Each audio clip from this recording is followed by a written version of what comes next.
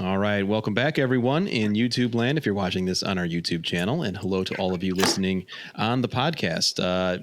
We are here with Mr. Andrew Tredway. He is a co-founder of PuttView Books. It is a fantastic green reading book product company that I'm sure many of you have heard about. Andrew, it's so nice for you to come on the show today. Thanks for having me. Absolutely. And I know that part of the reason why you're on today is you had actually reached out following the news, the hot topic that I'm sure a lot of our listeners are aware of the PGA Tour's vote, I guess, to ban green reading books, in which they are still going to be working out the logistics of that, if that is going to happen or not. But I know we're going to talk a lot about green reading books in general, about the books that you all offer. But before we get into any of that, why don't you let our listeners know a little bit about PuttView and how you got involved? Yeah, so PuttView is actually a German company. They make an indoor augmented reality system that shines lights down on indoor greens to show putt paths and how putts break. And so it's very popular with training studios and colleges. And I got to know those guys a couple years ago, and we started talking about a book situation, and they had already been basically doing this with their indoor space.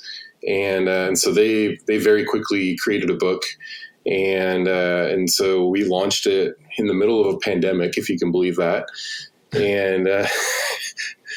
And here we are. We've made about 5,000 courses in the past year. We launched this website, and it's been growing every month, and it's been amazing. Great. Yeah. And the website that you mentioned is PuttViewBooks.com, listeners, if you want to go out there and take a look at it. And so launching this company within the last year and a half, you had mentioned it was during the pandemic. And then fast forward to just a week ago at the time of this recording, we get the news of what's going on in the PGA Tour. When you first heard that come through, what was your initial reaction regarding green reading books? Yeah, it's something I've kind of been through before.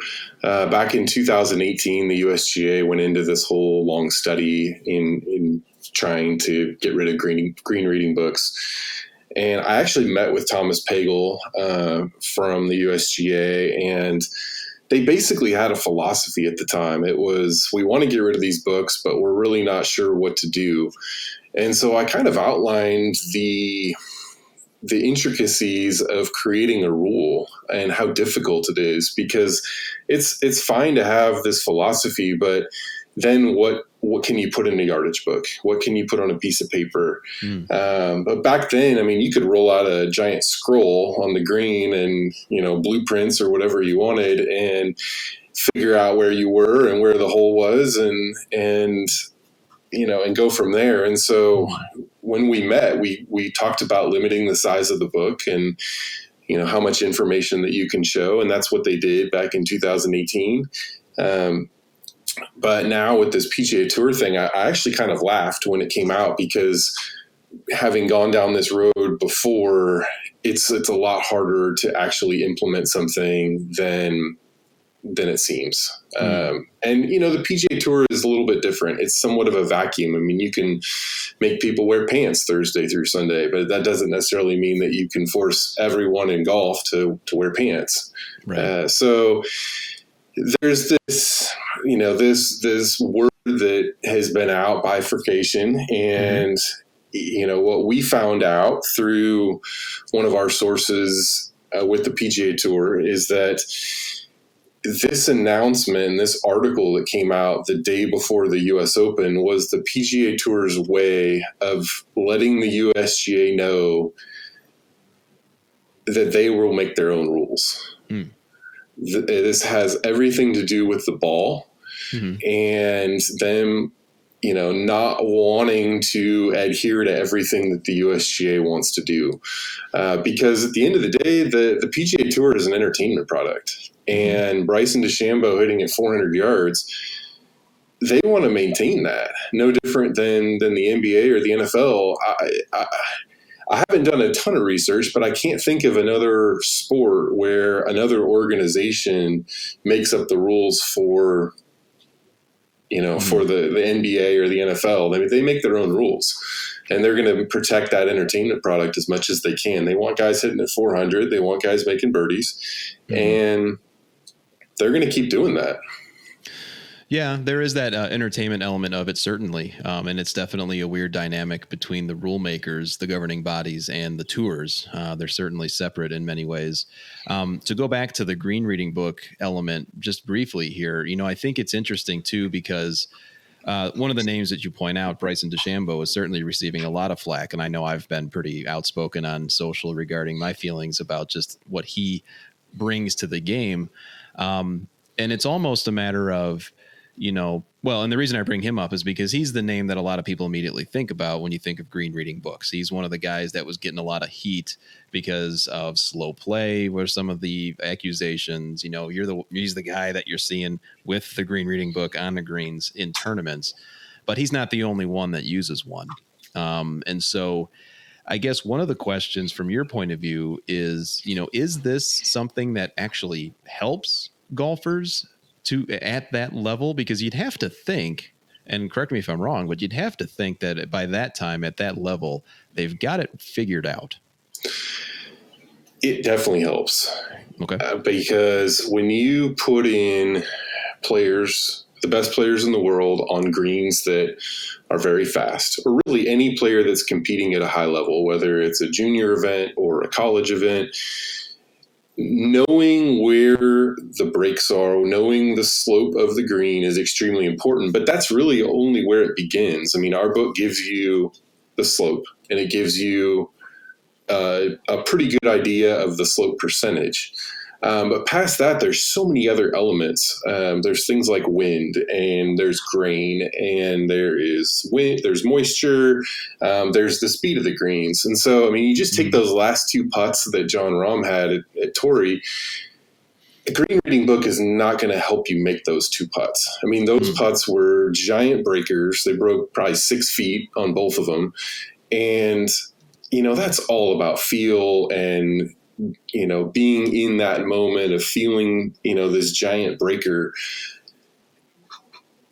And, you could have all the green reading books you want.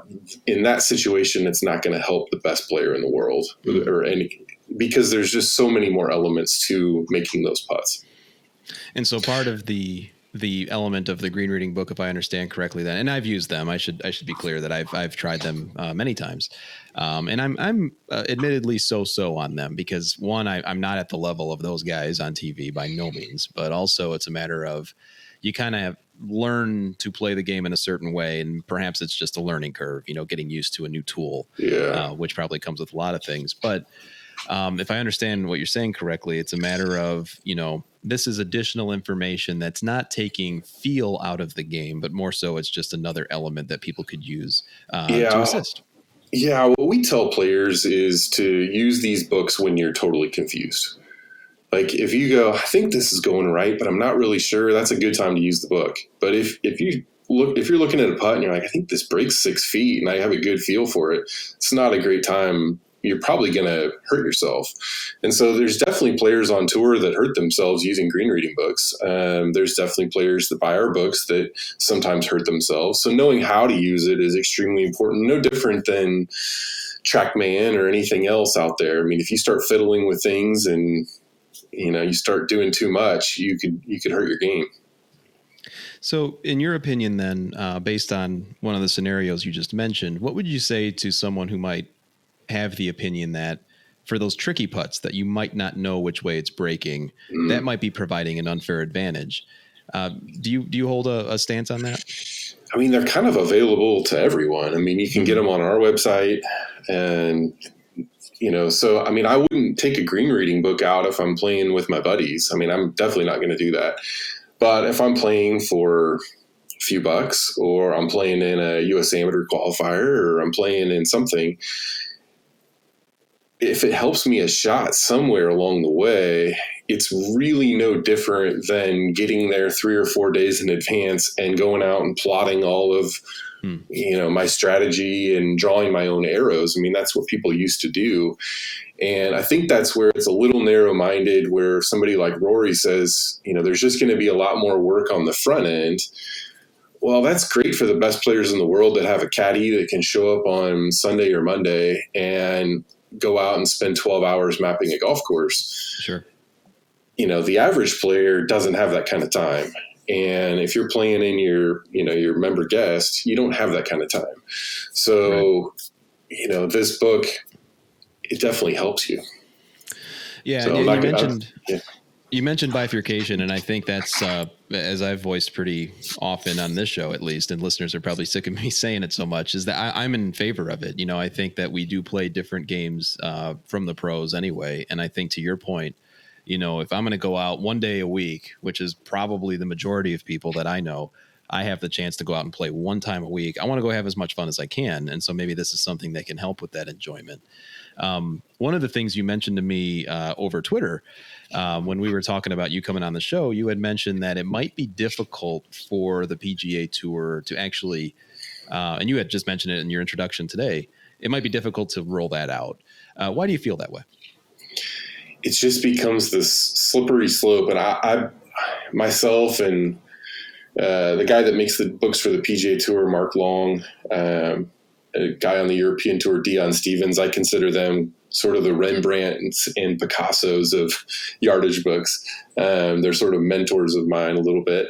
And, we've bounced these ideas around, like, how are they going to do this? And it's just not feasible to make some sort of rule. You can say no green reading books, but then, okay, well, my yardage book's pretty in depth. So now can I put arrows in my yardage book? How many arrows can I put in? Can I put 17 arrows? Can I put 25 arrows?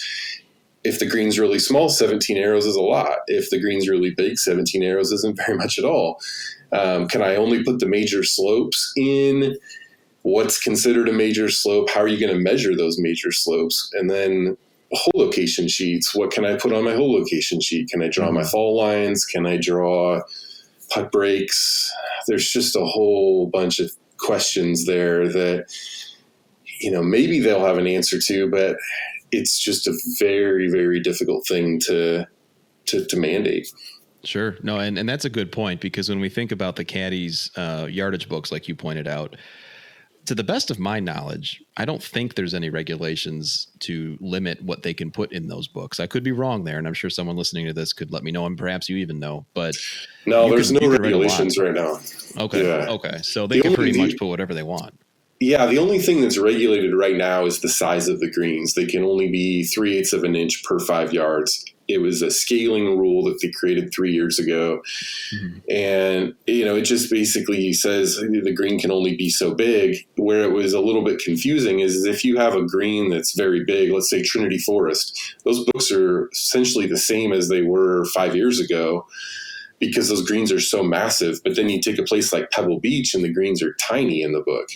And so it's like, why is it okay at this course, but it's not okay at this other course? It's very convoluted, and it kind of goes to what, frankly, people don't like about golf, where there's too many rules and it's confusing. And, this is just going to be another step in that direction of, I don't know why they are so hesitant to just enforce pace of play. I mean, if you have 40 seconds to hit a shot and that's it really curbs a lot of what you can do in a green reading book. I mean, if you gave, whatever the slowest players are on tour right now, 40 seconds to hit a shot, otherwise it's a penalty, I think it would add a lot of entertainment to the game in many ways. Perhaps you're right. And I do struggle with the pace of play argument that we've heard, saying that green reading books make people take longer. I've actually heard the counter argument where it could speed up play. Do you have a stance on that? Yeah, I think it's like everything else. It depends on how a player uses it. If they're sitting there looking at it on a 2-footer and then they go and they read it and then they look at their line and then they talk to their caddy, I mean, that's going to take a long time. But if you look at your book on your way up to the green and you're just kind of getting a general idea of what it does, I would say that speeds up play. And the other thing is, prior to green reading books, golf was slow. I mean, players on tour were slow prior to green reading books. So to the idea that this is somehow the cause of all of it is so far from the truth. I mean, the reality is these guys are playing for millions of dollars, and every shot is important to them. And so they are taking their time. You know, I'm a big basketball fan, and I was sitting there going, how is Giannis not being penalized for taking over 10 seconds from the free throw line? It just didn't make sense to me. I mean, the Brooklyn crowd is counting, and it's like, if a rule's a rule, it's no different than pace of play on the PGA Tour. I just don't understand. Yeah, there is certainly an aura of selective enforcement for specific players, and it's not just golf, as you pointed out. I remember hearing the crowd counting for Giannis as well. So just to kind of take a few steps back, and we should have probably done this at the beginning, but for those who might not have seen a green reading book before, you know, what are some of the high level elements or qualities that one can expect looking at one? Like, what's on a green reading book? Yeah, it's got a heat map, so it gives you an idea of the severity of slope. It's got arrows that show you essentially gravity, where a ball is going to be moving, and so you plot where the whole location is, and then you figure out where your ball is using various landmarks around the green, whether it's sprinkler heads or bunkers or penalty areas. And you look at the line between those 2 points, and if those arrows are pointing to the right, then chances are your ball's going to go to the right. So, you know, that's really what you're looking at. You know, certainly people can go to our website and see examples on there, but yeah, I mean, you're going to see all of the stuff in the surrounds around the green, so where balls will run off greens, and the majority of PGA Tour players and players that use our books use them predominantly from the fairway. And that's really what people don't understand, is they're sitting there figuring out, okay, if I miss it right here, I'm putting uphill and it's pretty straight. That's really where they're using the books, I'd say 50% of the time. So I'm not sure how they're going to create a rule about that, because it's nice to be able to look and see, you know, get a visual of what the green is doing before you hit your approach shot. Yeah, that's actually a really, really good point there, Andrew, because, you know, at this point, it's a matter of what are we asking officials to monitor? If we're going to say, you know, are we going to ask for someone to look over Colin Morikawa's shoulder to see what he's looking at? Just picking a name out at random there. So yeah, that is a really good point. It's not like people are just studying these greens, these books while they're on the green only. The other thing that I think we should clarify is that while there's information like you just described in these books, it's not a cheat sheet, so to speak. It's not telling you where to hit the putt. It actually takes some skill to interpret one of these books. Would you agree? Yeah, and frankly, we can't show enough in the book to give anyone an exact read. And I think that's where there's a big misunderstanding of what people are looking at and what tour players are looking at. It is not telling them, hey, you need to play this one cup out to the right. That does not exist. It could never exist, because there's just so many other elements to making a putt that people don't get. And really, you know, if the wind's blowing 30 miles an hour, you can take green reading books and basically only use them for approach shots, because what the wind is doing is extremely important on fast greens. And so, you know, those guys are experts at taking all of these facts and computing it into, I need to play this putt right here. I need to roll it right over this spot, or this is right edge putt. I mean, they are taking all that information in to create a picture in their mind of what they want to do.